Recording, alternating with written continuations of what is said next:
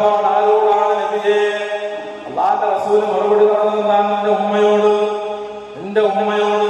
അത് കഴിഞ്ഞാലോ വീണ്ടും ചോദ്യകർത്താവ് ചോദിക്കുകയാണ് നബി, അത് കഴിഞ്ഞാൽ പിന്നെ ആരാണ് നബിയെ? നിന്റെ ഉമ്മയോട്.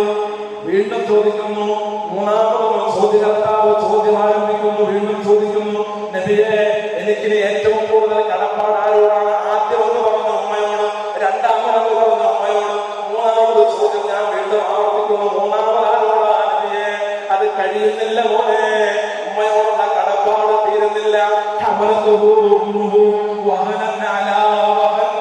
നിന്റെ ഉമ്മ നിന്നെ ഗർഭപാത്രത്തിൽ ചുമന്നത് പ്രയാസത്തിന്റെ മേലെ പ്രയാസം സഹിച്ചാണ്.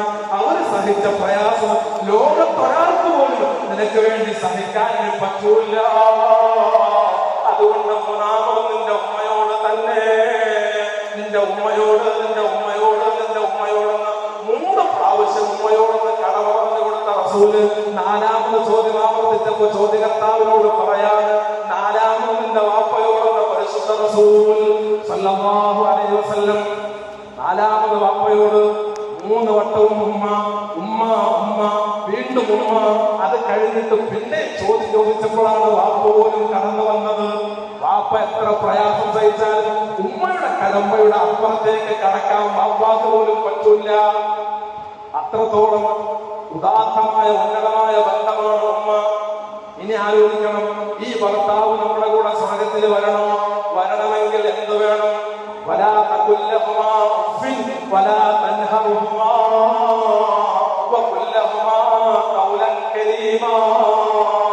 ഭാര്യയെ ഉമ്മ ചീത്ത വിളിച്ചാലും, ഭാര്യയോട് മോശമായിട്ട് പെരുമാറിയാലും ഭർത്താവിന് ഒച്ച വെക്കാൻ പറ്റൂല, ഭർത്താവിന് ഉമ്മയെ ചീത്ത പറയാൻ പറ്റൂല, ഭർത്താവിന് ഉമ്മയോട് തട്ടിക്കേറാൻ പറ്റൂല, ഭർത്താവിന് ഉമ്മയുടെ മനസ്സ് വിഷമിപ്പിക്കാൻ പറ്റൂല. കാരണം ഖുർആൻ പറഞ്ഞത് നിങ്ങൾ ചേമൊരു വാക്ക് പോലും പറയല്ലേ. ചേമൊരു വാക്ക് പോലും അവർക്ക് വേദന ഉണ്ടാക്കും.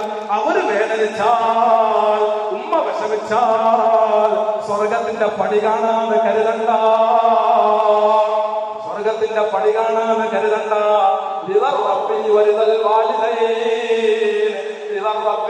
അള്ളാഹുവിന്റെ പൊരുത്തം എവിടെയാണെന്നറിയോ? അത് മാതാപിതാക്കളുടെ പൊരുത്തത്തിലാണ്.